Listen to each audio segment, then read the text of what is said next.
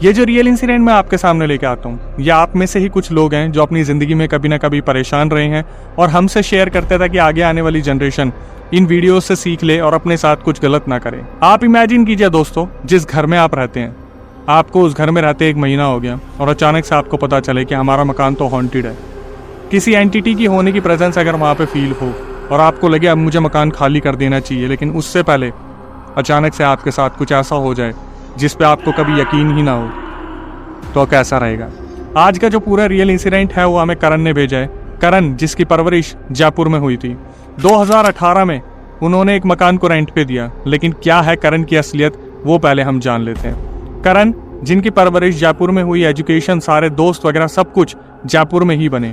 उनके पापा पहले एक जॉब किया करते थे, उसके बाद उन्होंने एक बिजनेस ओपन कर लिया था और बिजनेस भगवान की दया से बहुत ही अच्छा चल रहा था।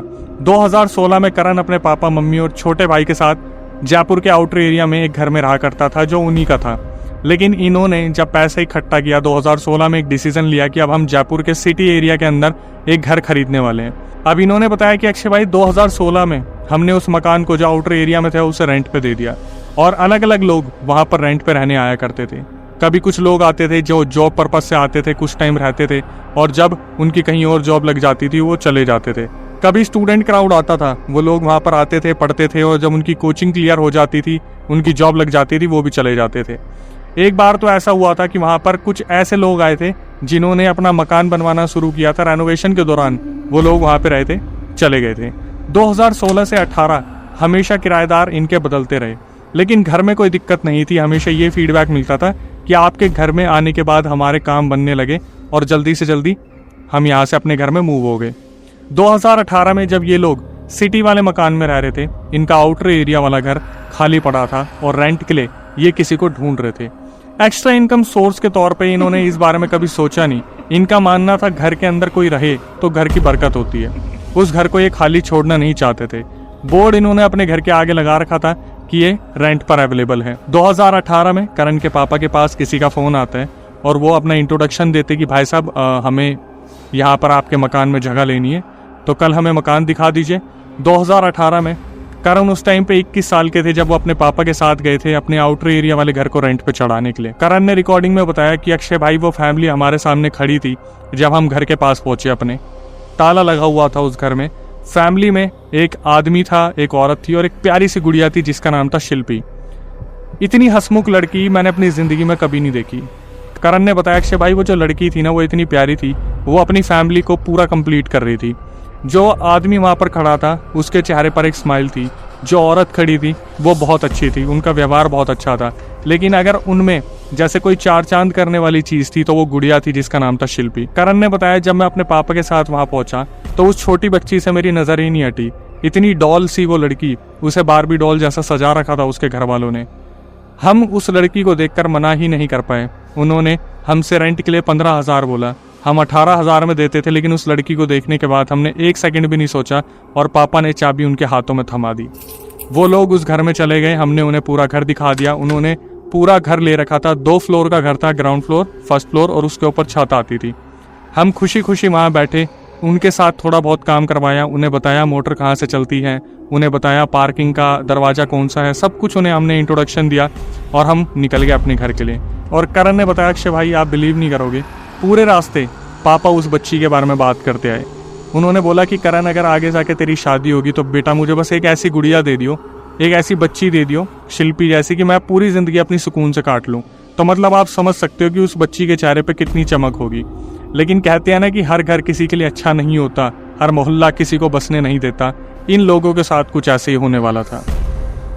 करण ने बताया अक्षय भाई, मैं अपने पापा के साथ अपने घर पे वापस आ गया और वो लोग वहाँ रहने लग गए। करण ने बताया कि भाई मुझे तो मौका चाहिए होता था शिल्पी को देखने का, इतनी प्यारी बच्ची थी वो। उसने बताया कि महीने के एंड में मैं रेंट लेने जाता था उस घर में और वो जो बच्ची थी वो भागी भागी आती थी भैया भैया करती हुई और मेरे से लिपट जाती थी।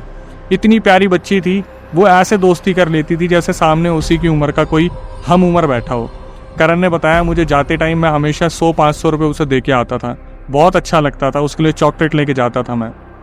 हुआ क्या, करण ने बताया कि कुछ टाइम बाद उन्हें पता चला कि आउटर एरिया में किसी का फैमिली डिस्प्यूट हुआ है और 2 भाइयों ने एक बुजुर्ग औरत को अपने घर से बाहर निकाल दिया और वो जो बुजुर्ग औरत थी वो गलियों में धक्के खाया करती थी, घर घर जाके भीख मांगा करती थी।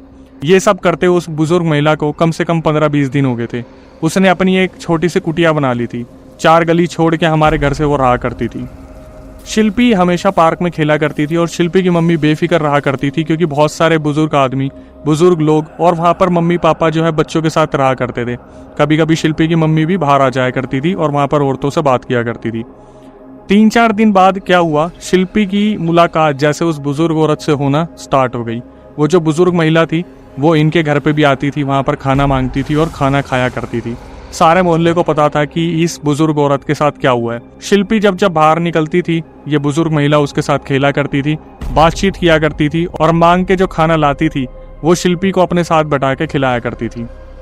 इस बात को 1 दिन गुजरा, 2 दिन गुजरा, 3 दिन गुजरा। चौथे दिन शिल्पी के पापा एक दिन कंस्ट्रक्शन साइट से जल्दी वापस आ गए और पार्क में ये नज़ारा देखकर जैसे उनका खून खौल गया। वो सीधा अपने घर में गए। उन्होंने शिल्पी को कुछ नहीं बोला, उनकी मम्मी को अच्छी तरीके से सुनाया, ये बोल के कि एक मांगने वाली औरत हमारी बच्ची को खाना खिला रही है, तुम्हें शर्म आनी चाहिए, किस तरीके की माँ हो तुम। और शिल्पी की मम्मी को इस चीज़ का बहुत बुरा लगा। कहीं ना कहीं उनके पापा बिल्कुल ठीक थे कि आप किसी ऐसे इंसान पे कैसे भरोसा कर सकते हो जो दर बदर ठोकरे खा रहा हो, उसके दिमाग में क्या इंटेंशन हो आपके बच्चे को लेके। ये शिल्पी की मम्मी को अचानक से ख्याल आने लगे। वो फटाफट से गेट से बाहर निकली, भागी अपनी बच्ची को लेने के लिए, तो शिल्पी वहाँ पर बैठी हुई थी। वो चुपचाप अपनी बच्ची को वापस ले आई और अगले दिन से जैसे कि उनके पापा ने कहा था शिल्पी का बाहर निकलना बंद हो गया। धीरे धीरे इस बात को 1 हफ्ता गुजरा। वो जो बुजुर्ग औरत थी वो उनके घर के बाहर आती थी, खाना मांगती थी और शिल्पी से मिलने के लिए गुहार करती थी। लेकिन जो शिल्पी की मम्मी थी वो उस बुजुर्ग महिला को खाना दे देती थी, लेकिन शिल्पी को मिलने नहीं देती थी। कुछ ना कुछ बहाने दे देती थी, जैसे आज वो नानी की गई है, मामी की गई है। और वो जो बुजुर्ग महिला थी वो कहीं ना कहीं जानती थी कि जो इनके पापा ने 3-4 दिन पहले देखा है उसकी वजह से रिस्ट्रिक्शंस लगाई गई हैं। वो जो बुजुर्ग महिला थी वो 5-6 दिन बाद इनके घर के बाहर आना बंद कर देती है। और शिल्पी तो बच्ची थी, 1 हफ्ते 2 हफ्ते बाद जैसे बच्चे किसी भी नए इंसान को भूल जाते हैं, वो भी उस बुजुर्ग महिला को भूल गई। और फिर दोबारा वही सब कुछ शुरू हो गया। उसका पार्क में खेलना, उसका इधर उधर घूमना, छत पे जाना, पूरे दिन खुशहाली घर में बना के रखना। अब हुआ क्या, जो वो प्यारी सी गुड़िया थी 15 दिन बाद उसकी तबीयत अचानक से खराब रहने लगी। धीरे धीरे उसने खाना खाना छोड़ दिया। समझ नहीं आ रहा था, मम्मी पापा बहुत ज़्यादा परेशान थे। उसके पापा ने हफ्तों वहाँ पर छुट्टी लेके अपनी गुड़िया का इलाज कराने की सोची। जब वो उसे डॉक्टर के पास लेके जाते थे शिल्पी को, डॉक्टर अलग अलग टेस्ट किया करते थे लेकिन रिपोर्ट में कुछ भी नहीं आता था। करण को इस बारे में भनक लगी। जब वो एक बार रेंट लेने गए तो उन्हें पता चला कि जो गुड़िया है उसकी तबीयत बहुत ज़्यादा खराब हो गई है। करण भी बहुत ज़्यादा हैरान हुए क्योंकि अचानक से ऐसे कैसे हो सकते हैं। अलग अलग टेस्ट हुआ करते थे हर महीने, पैसे जो थे वो पानी की तरह जा रहे थे। ये बात होगी जून जुलाई की, जब स्कूल्स की छुट्टियां पड़ी होती हैं। वो गुड़िया सिर्फ 8 से 9 साल की थी। तबीयत इतनी ज़्यादा ख़राब रहने लगी, नवंबर दिसंबर आते आते वो जो गुड़िया थी उसने अपना दम तोड़ दिया। और इस चीज़ को कोई भी सहन नहीं कर पाया। करण ने बोला, अक्षय भाई जब हमें पता चला, हम सिटी एरिया में अपने घर में आराम से रह रहे थे, जब हमें पता चला हमें इतना बुरा झटका लगा कि बहुत सदमे में गए सब। और क्या बीती होगी उन माँ बाप के ऊपर जिसकी ज़िंदगी उस गुड़िया से पूरी होती थी। ये चीज़ सुनने के बाद 2018 में उन लोगों ने भी एंड में आते आते उस मकान को खाली कर दिया। 2019 की स्टार्टिंग में कुछ कॉल सेंटर वाले लड़के लड़कियां वहाँ रहने आए। 2 लड़कियां रहती थी नीचे और 2 लड़के रहते थे ऊपर। उन्होंने यही बोल के पूरे घर को रेंट पे लिया था कि ये लमसम अमाउंट हम आपको दे देंगे और हमें यहाँ पे रहने दीजिए, हम डिसिप्लिन में रहेंगे, पूरा कॉल सेंटर हमारा चलता है। तो करण ने बताया, अक्षय भाई हमारे 2-3 किलोमीटर दूर आउटर घर से इनका कॉल सेंटर चलता था, लेकिन 2019 आती जैसे लॉकडाउन की सिचुएशन हुई तो इन्होंने घर में रहना पूरी तरीके से शुरू कर दिया। हुआ क्या, बार बार इनकी कभी कभार कंप्लेंट भी आती थी कि ये वहाँ पर ड्रिंक करते हैं, स्मोक करते हैं, लेकिन हमें उस चीज़ से कोई दिक्कत नहीं थी। लेकिन सिचुएशन अजीब तरीके से बदली। हुआ क्या, जो नीचे 2 लड़कियाँ रहा करती थी उनमें से एक लड़की ने पहली बार ये कंप्लेंट बताई ऊपर वाले लड़कों को कि रात को इस घर में कोई लड़की घूमती है, बच्ची घूमती है।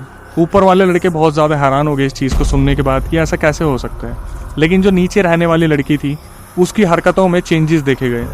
उसने धीरे धीरे खाना खाना छोड़ दिया, उसकी आंखों के नीचे डार्क सर्कल्स पड़ गए। रात को वो जो लड़की थी वो पूरे घर में घूमा करती थी, छत पे जाके अजीब तरीके से बात किया करती थी। किससे बात करती थी किसी को नहीं पता। उन लड़कों ने इस चीज़ को ऑब्जर्व करा और जो नीचे लड़की रहती थी वो भी बहुत डरने लगी इन चीज़ों को देखने के बाद। उससे पूछा जाता तो वो लड़की यही जवाब देती कि मैंने किसी को इस घर में घूमते देखा और वो एक छोटी बच्ची है। और वो जो लड़के रहते थे ऊपर दोनों, उन्होंने इस चीज़ को ऑब्जर्व करा कि इस लड़की की हरकतें ऐसे कैसे बदल सकती है इस घर में आने के बाद। हालांकि इन चारों को उस गुड़िया के बारे में ऐसा कुछ भी नहीं पता था कि इस घर में ऐसा कुछ हुआ है। लड़की की हालत दिन पे दिन बदतर होती जा रही थी जो नीचे लड़की रहती थी। इन्होंने करण को फ़ोन करा दोनों लड़कों ने और करण को बोला कि आपके घर में कोई दिक्कत है तो आप इसे दिखवा लो। यहाँ पर हमारी एक जो पार्टनर रहती है जो कॉल सेंटर में काम करती है उसे बच्ची घूमती दिखती है। करण ने ये चीज़ सुनी और वो खुद सदमे में आ गए कि ये इतिहास इनके सामने कैसे खुल के आ गया। और लॉकडाउन के टाइम पे ये तो बाहर वालों से मिलते भी नहीं थे, तो इन्हें इस बारे में कैसे पता चला कि पिछले साल इस घर में कोई हादसा हुआ है। करण ने अपने घर पे बात की तो जो उनके पापा थे उन्होंने बोला कि बेटा एक काम कर, तो उनको खाली करने को बोल दे। अगर ऐसे ही चलता रहा तो हमारे घर को ये हॉन्टेड डिक्लेयर कर देंगे और पूरा मोहल्ला फिर इसे हॉन्टेड ही बोलेगा, ना ये रेंट पे चढ़ेगा ना ये बिकेगा। करण इनके पास गए और सीधा बोल दिया कि भैया कोई नहीं, आप लोग खाली कर दो, हम देख लेंगे जैसा भी होगा। उनका सिक्योरिटी अमाउंट वापस किया और उन लोगों ने कुछ ही टाइम के अंदर उस घर को खाली कर दिया। करण ने बताया कि अक्षय भाई मेरे पापा कोविड से बहुत ज़्यादा डरते थे, तो उन्होंने एक डिसीजन लिया कि कुछ टाइम के लिए हम खुद चल के आउटर वाले घर में रहेंगे, क्योंकि वहाँ पॉपुलेशन कम है, सिटी में बहुत ज़्यादा भगदड़ है और पॉपुलेशन बहुत ज़्यादा है। तो उनको कोरोना से बहुत ज़्यादा डर लगता था और ये कुछ टाइम के लिए 2019 में जब ये लोग खाली करके गए थे उसके बाद ये लोग अपने आउटर वाले घर में रहना शुरू करते हैं। इसके बाद क्या हुआ, वहाँ पर मुश्किल से ये लोग 4-5 दिन रहे होंगे, तभी इनके पापा के अंदर फिर दोबारा चेंजेस दिखने शुरू हो गए। अब चेंजेस भी सुन के आप हैरान हो जाएंगे। करण ने बताया कि अक्षय भाई पापा दीवार की तरफ बैठ के बात करते थे। किससे करते थे हमें नहीं पता है। रात को अचानक से चिल्ला पड़ते थे और बार बार बोलते थे वहाँ से कोई चल के गया है, मैंने किसी को चलते हुए देखा है। और पापा की मेंटल हेल्थ पे बहुत ज़्यादा फर्क पड़ने लगा। वो बैक टू बैक सिगरेट पिया करते थे और किसी से कोई बात नहीं करते थे, खाना नहीं खाते थे। मम्मी घर में परेशान रहने लगी, छोटा भाई परेशान रहने लगा। करण ने बताया मैं खुद बहुत ज़्यादा परेशान रहने लगा। बार बार डॉक्टर के पास ले जाया जाता था और डॉक्टर चेकअप के बाद बोल देते थे शायद इनका काम नहीं चल रहा है, इसलिए कहीं ना कहीं ये अपने दिमाग में कुछ डाल के बैठ गए हैं, लेकिन इनके साथ ऐसी कोई बीमारी नहीं है। धीरे धीरे सिचुएशन और वर्स्ट होती रही। करण ने बताया कि अक्षय भाई सिचुएशन इतनी वर्स्ट हो गई कि हमें समझ ही नहीं आया, लेकिन कहीं ना कहीं जब पापा बोलते थे कि मुझे कोई घूमता दिख रहा है, तो वो घूमने की जो बात होती थी वो किसी और की नहीं होती थी, वो उस छोटी गुड़िया की होती थी जो शायद अब इस दुनिया में नहीं थी। पापा जो थे वो कहीं ना कहीं इशारा देते थे, लेकिन इस चीज़ को किसी ने समझा नहीं। हुआ क्या, ये सारी चीज़ें जब चली रही थी तो करण अपने पापा की वजह से रात को उनकी देखभाल करने के लिए जगे रहते थे। रात के 1:30-2 बजे वो सीरीज़ देखने के बाद उन्होंने बताया कि अक्षय भाई मैं छुप के सिगरेट पीता था, मैं अपनी छत पे गया सिगरेट पीने के लिए, और जब वो सीढ़ियों से ऊपर चढ़े और उन्होंने एकदम से पलट के देखा तो उन्होंने देखा दीवार का टेक लेके कोई एक छोटी बच्ची बैठी है जो बिल्कुल ऐसे पैरों पे ऐसे सर रख के बैठी हुई है। और करण ने बताया अक्षय भाई मेरे को ऐसा अटैक आने वाला था ना उस टाइम पे। करण ने अचानक से बोलने की कोशिश करी और उनके मुंह से सिर्फ 2 वर्ड निकले, कौन है, इतना बस उन्होंने बोला। और करण ने बताया कि भाई मेरा पूरा शरीर 1 सेकंड में अकड़ गया। और उन्होंने बताया कि वहाँ जो चीज़ थी वो मेरे सामने उसे उठी और सीधा बालकनी से कूद गई। बालकनी से कूदी, करण के पैर वहाँ फ्रीज हो चुके थे। करण ने बताया कि मैंने अचानक से फिर बोला कौन था, और करण वहाँ पर भाग के गए तो नीचे उन्होंने देखा बालकनी से कि वहाँ पर कोई नहीं है, बस रोने की आवाज़ आ रही थी। करण ने बताया कि अक्षय भाई सिगरेट गई तेल लेने, मैं भागा नीचे सीधा भागते हुए मैं अपने कमरे में गया, फ़ोन वोन साइड में फेंका। मेरा छोटा भाई ने मुझसे पूछा क्या हुआ, मैंने उसे बोला भूत है सो जा। करण ने बताया कि अक्षय भाई मैं सीधा सो गया और अगले दिन मैं उठा, मेरी तबीयत बहुत बुरी तरीके से ख़राब। पहले पापा की तबीयत ख़राब, अब मेरी तबीयत ख़राब, और मेरा टेम्परेचर सीधा 100 पार। समझ नहीं आ रहा था कि मैंने ऐसा क्या देख लिया, किसी को मैं बता नहीं सकता। मैंने फिर भी हिम्मत करते हुए मम्मी को बताया कि मम्मी रात को मैंने ऐसा देखा। तो फाइनली इनकी मम्मी ने बोला कि चलो एक बार गुरुजी के पास चलते हैं। ये लोग एक गुरुजी को बहुत ज़्यादा मानते थे, वो मौलवी थे लेकिन उन्हें हर तंत्र का ज्ञान था। तो एक डेट इन्होंने निकलवाई। इन्होंने फ्राइडे को बात की थी क्योंकि वो एक मौलवी थे तो वो फ्राइडे को नहीं आ पाए। उन्होंने बोला कि मैं शनिवार को आऊँगा। जब शनिवार को वो लोग इनके घर में आए तो घुसते ही उन्होंने एक इतनी बड़ी बात बोल दी जिसको सुनने के बाद पूरी फैमिली बुरी तरीके से दंग रह गई। वो मौलवी जैसे घर में घुसे, उन्होंने देखते ही बता दिया कि यहाँ तो कोई घूम रहा है और ये तो कोई छोटी मोटी चीज़ नहीं है, ये तो बहुत बड़ी चीज़ है। तो इनको लगा कि यार ऐसा क्या गुरुजी ने देख लिया। तो गुरुजी ने बोला कि तुम्हारे पूरे घर में एक बच्ची घूम रही है और वो बच्ची तो सिर्फ एक मोहरा है। और घर वाले हैरान हो गए। मतलब गुरुजी ने बताया कि वो जो बच्ची है वो तो यहाँ पर कैद करी गई है और कैद करने वाला और कोई नहीं है, वो बुजुर्ग महिला है। फिर ये पूछना शुरू करते कि गुरुजी क्या बात कर रहे हो आप। तो गुरुजी बताते अपनी दृष्टि से कि वो जो महिला थी, जब वो इस बच्ची से मिलने आती थी, इस बच्ची से तुमने मिलने नहीं दिया, तो ये इतनी ज़्यादा टूट गई, इतनी ज़्यादा टूट गई, कुछ टाइम बाद उसने जाके अपनी ज़िंदगी को ख़त्म कर लिया।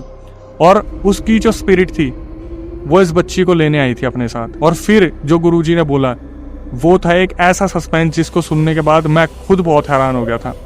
गुरुजी ने बताया कि इसके पापा को कहीं ना कहीं अंदाज़ा हो गया था कि बच्ची की तबीयत ऐसे ख़राब नहीं हो रही, तो वो भी किसी के पास दिखवाने गए थे। और जब वो कहीं दिखवाने गए थे तो उन्होंने भी बता दिया था कि कोई बुजुर्ग औरत है जो आपकी गुड़िया को ले जाने की कोशिश कर रही है, लेकिन आप अपनी गुड़िया को बचा नहीं पाओगे, बहुत देर हो गई है। उसको अंदर से पूरा खोखला कर दिया उस बुजुर्ग औरत ने। और एट द एंड वो जो पिताजी थे उस गुड़िया के, वो इतना ज़्यादा गुस्सा हो गए, उन्होंने बोला कि मैं अपनी बच्ची को उसके साथ कहीं नहीं जाने दूंगा। और उसी घर में उस बुजुर्ग औरत को और गुड़िया को दोनों को बंधवा दिया। अब होता क्या था, वो बुजुर्ग औरत एक ही जगह पे बैठी रहती थी और जो करण के पापा थे वो उस बुजुर्ग औरत से बात किया करते थे और गुड़िया वहाँ पर घूमती दिखती थी। ये सुनने के बाद गुरुजी ने सिंपली एक चीज़ उन्हें बोला कि इस घर को जितनी जल्दी हो सके छोड़ के यहाँ से निकल जाओ, जितनी जल्दी हो सके। इन लोगों ने अपना सामान पैक किया। उसी शाम ये लोग अपने सिटी वाले घर में आ गए। फिर गुरुजी से पूछने पर बताया कि इस घर के लिए अब क्या करा जाए जिससे ये घर बिल्कुल ठीक हो। तो गुरुजी ने बताया इस घर को पूरे को तोड़ के दोबारा शुद्धिकरण करवाओ, सब कुछ एक एक चीज़ नई लगवाओ। और यहाँ पर जब भूमि पूजन करोगे तो 7 ब्राह्मणों को आपको बुलाना पड़ेगा। 7 ब्राह्मण वहाँ पे आए थे, पूरा मोहल्ला तमाशा देख रहा था कि इनके घर में ऐसा हो क्या रहा है। तोड़ के दोबारा बनाया गया, 7 ब्राह्मणों को पूजा गया, शुद्धिकरण करवाया गया, तब जाके वो घर वहाँ पर बिल्कुल साफ हुआ था। लेकिन करण ने फिर भी एक बहुत ही ज़्यादा दर्दनाक खबर दी आखिरी में आके कि अक्षय भाई, इन सब चीज़ों की वजह से 2022 में करण के पिताजी ने दम तोड़ दिया। हालांकि अब वो घर बिल्कुल ठीक है, करण अपनी लाइफ में आगे मूव ऑन कर चुके हैं अपनी फैमिली को लेके, लेकिन फिर भी उन्होंने आखिरी में आकर जो moral of the story conclusion दिया कि भाई अपने बच्चों को ना समझाओ कि किसी बाहर वाले से ऐसी दोस्ती ना कर लेना। आपके खून के रिश्ते आपके खुद के कभी कभार धोखा दे जाते हैं। आप बाहर वालों से उम्मीद कहाँ कर सकते हो। जो वो गुड़िया थी, क्या दोष था उसका? सिर्फ अच्छे व्यवहार की वजह से उस गुड़िया ने क्या क्या नहीं देखा, उसके घर वालों ने क्या क्या नहीं देखा, और करण के परिवार की क्या ही गलती थी। उन्होंने तो अपना घर सिर्फ रेंट पे दिया था और इन्हीं चीज़ों की वजह से 2022 में इतना सब कुछ हो गया। तो आखिरी में आके यही कहना चाहूँगा कि अपने बच्चे, अपनी अपब्रिंगिंग, अपना सब कुछ आपके खुद के अपने हाथ में है। अगर यहाँ से आप थोड़ी भी अवेयरनेस ले सकते हो तो इस वीडियो को शेयर ज़रूर करना उस हर माँ बाप के साथ जो अपने बच्चे को थोड़ा सा खुला रखना पसंद करता है। अब ये वक्त वो माहौल नहीं है जहाँ पर आप अपने बच्चे को इस तरीके से खेलने दे सकते हो। आपको हर वक्त नज़र रखनी पड़ेगी कि कौन कहाँ आपके बच्चे को किस नज़र से देख रहा है। आखिरी में आगे यही कहना चाहूँगा, इंस्टाग्राम, यूट्यूब को जो आप प्यार दे रहे हैं इसके लिए तहे दिल से शुक्रिया। फेसबुक को भी आपको इसी तरीके से प्यार देना है। अक्षय वशिष्ठ हॉरर लिखिए, सर्च कीजिए, जाइए, फॉलो कीजिए, एक्सक्लूसिव कंटेंट देखिए। और आपकी भारी डिमांड पर हमने पॉडकास्ट स्टार्ट किया है, तो आप खुद भी उसका हिस्सा बन सकते हैं। आपके बोलने पर हम एक्सपीरियंस गेस्ट को बुला रहे हैं। नया चैनल बन चुका है। नए चैनल पे जल्दी से जल्दी हम नए पॉडकास्ट लाएंगे बैक टू बैक। उसके लिए आपको करना क्या है, पहला तो उस चैनल को जाके सब्सक्राइब कर ले, डिस्क्रिप्शन में आपको लिंक मिल जाएगा। चैनल का नाम है अक्षय वशिष्ठ हॉरर शो। अब आते हैं कि अगर आप पॉडकास्ट का हिस्सा बनना चाहते हैं तो आपको प्रक्रिया बता देता हूँ। आपको व्हाट्सएप पे जाना है, स्क्रीन पे दिया नंबर या डिस्क्रिप्शन में दिया नंबर पे जाके अपना रियल इंसिडेंट रिकॉर्ड करके भेजना है। मेरी टीम एक बार उसे गो थ्रू करेगी और फिर आपको कांटेक्ट किया जाएगा, पॉडकास्ट में बुलाया जाएगा। दिल्ली में हमारा पॉडकास्ट है, आप आ सकते हैं स्क्रीन के ऊपर और पूरा अपना रियल इंसिडेंट बता सकते हैं ताकि ज़्यादा से ज़्यादा लोग जितना हो सके हमारी वीडियो से अवेयरनेस ले सकें।